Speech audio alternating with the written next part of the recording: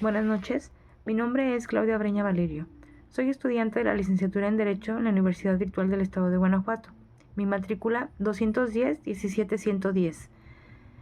Actualmente curso el módulo de control de convencionalidad. El nombre de mi asesora educativa, maestra Isla Solís Castro.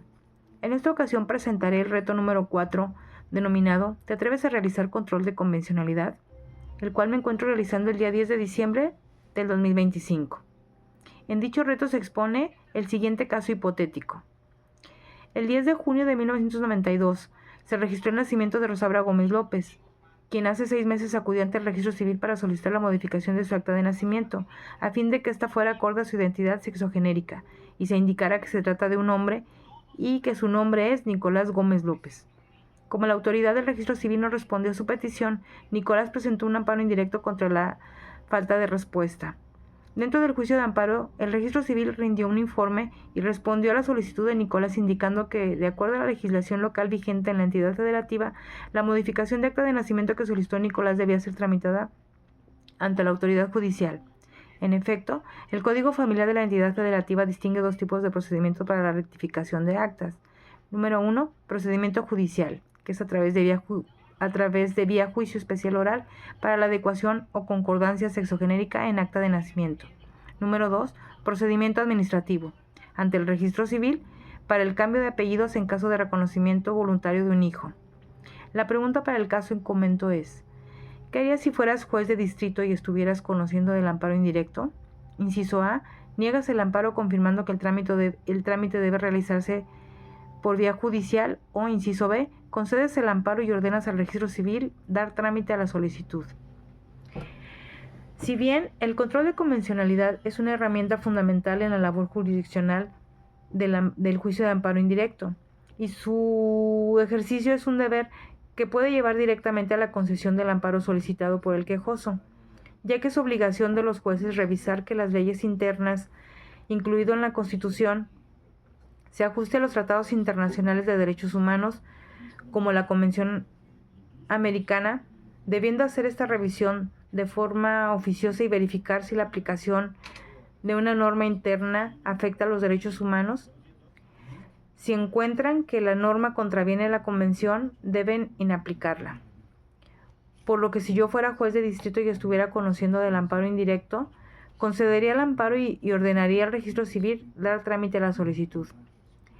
Esto en base a que el derecho a la identidad de género es un derecho fundamental que debe ser respetado de manera inmediata sin que la persona tenga que enfrentarse a trámites judiciales innecesarios,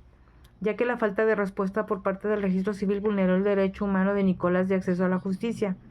pues el derecho a la identidad es un derecho fundamental reconocido tanto en la Constitución mexicana como en los instrumentos internacionales, como la Convención Americana sobre Derechos Humanos y la Declaración Universal de los Derechos Humanos.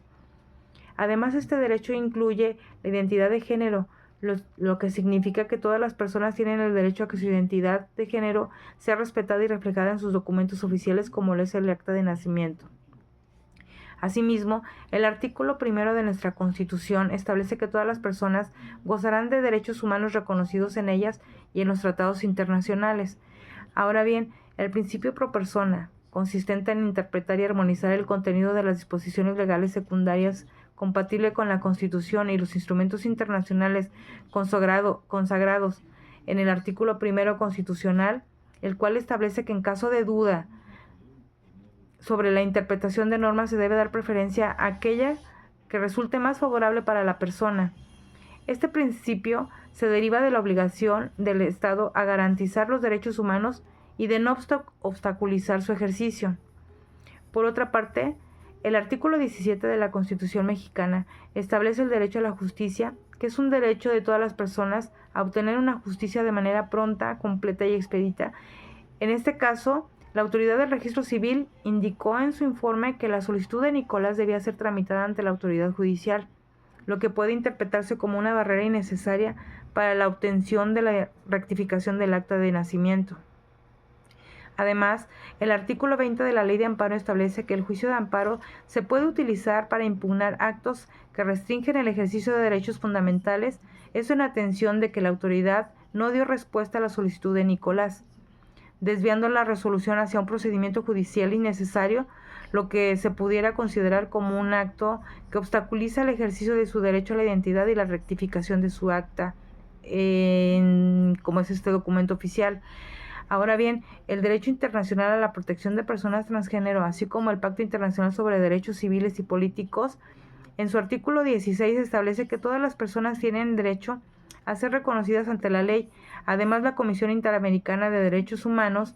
ha emitido informes que recomiendan la adopción de procedimientos ágiles y accesibles para la rectificación de la identidad de género en los documentos oficiales, destacando que estos procedimientos deben ser disponibles sin discriminación ni barreras innecesarias, teniendo como base al amparo en revisión el número 1317-2017 de la Suprema Corte de Justicia de la Nación. Este caso emblemático, donde se estableció el procedimiento para la adecuación sexogenérica, debe ser administrativo y no judicial,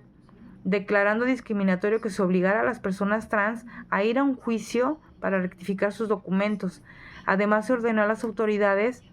crear procedimientos ágiles y respetuosos del derecho a la identidad y libre desarrollo de la personalidad, ya que al concluir que ésta derivaba de una discriminación normativa directa, en consecuencia se otorgó el amparo y se ordenó que el registro civil tramitara su solicitud a fin de acudir al procedimiento formal y materialmente administrativo para obtener la adecuación de su identidad de género. Así como lo referido en la tesis 2018-671, que señala el cambio de nombre y en general la adecuación del acta de nacimiento en los registros públicos y de documentos de identidad para que sean conformes con la identidad de género autopercibida, constituyen un derecho protegido por la Convención Americana sobre Derechos Humanos. A través de las disposiciones que garanticen el libre desarrollo de la personalidad y el derecho a la privacidad, el reconocimiento de la personalidad jurídica, el derecho al nombre y el derecho a la identidad, entre otros. Por lo que los estados tienen la obligación de reconocer, regular y establecer los procedimientos adecuados para tales fines. De ahí que, independientemente de la naturaleza formal, jurisdiccional o administrativa de la autoridad que les dé trámite, esos procedimientos materialmente deben de ser de carácter administrativo y cumplir con los siguientes requisitos: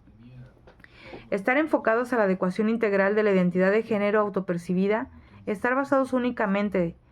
en el consentimiento libre e informado del solicitante, sin que se exijan requisitos como certificaciones médicas y psicológicas u otros que puedan resultar irrazonables o patologizantes, deben ser confidenciales y los cambios, correcciones o adecuaciones en los registros y documentos de identidad no deben reflejar la identidad de género anterior. Deben ser expeditos y, en la medida de lo posible, deben entender a la gratuidad y no deben exigir la acreditación de operaciones quirúrgicas u hormonales. Por lo que en este caso, Nicolás Gómez se pone de manifiesto la relevancia de proteger y garantizar el derecho a la identidad y a la autodeterminación de género, derechos fundamentales que están expresamente reconocidos en nuestra Constitución mexicana y en diversos instrumentos internacionales de derechos humanos, ya que todas las personas gozan de los derechos humanos reconocidos en ella y en los tratados internacionales, sin discriminación alguna por motivos de identidad de género. Por lo que en este caso, los supuestos a que hace referencia el Código Familiar solo constituyen una hipótesis enunciativa, más no limitativa, para la rectificación de su acta, lo que no impedía su petición, ya que si se interpreta este dispositivo conforme a derecho humano, al nombre y al sentido y alcance que la primera sala de la Suprema Corte de Justicia de la Nación definió, se llega al convencimiento de que la modificación del nombre puede darse con base a supuestos distintos a los que enuncia aquel precepto de la legislación familiar. Puedo concluir que la reforma a los derechos humanos no se dio de forma aislada. Fue precedida por una importante modificación a las reglas constitucionales del amparo,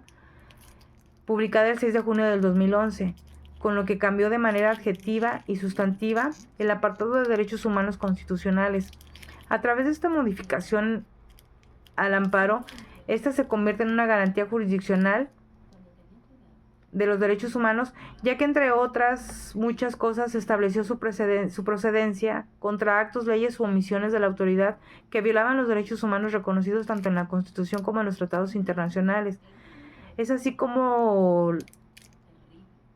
la reforma se considera un eslabón más de una larga cadena de cambios que permitieron la democratización del país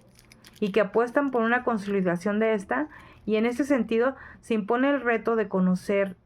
las decisiones a las instancias jurisdiccionales y en particular a las cortes internacionales, pues el desafío no proviene solamente de la necesidad de incorporar nuevos elementos al bagaje cultural de los usuarios de derecho, sino que se materializa en la necesidad de pensar y operar bajo técnicas y prácticas distintas a las que se utilizaban. Eso es todo de mi parte. Muchas gracias por su atención.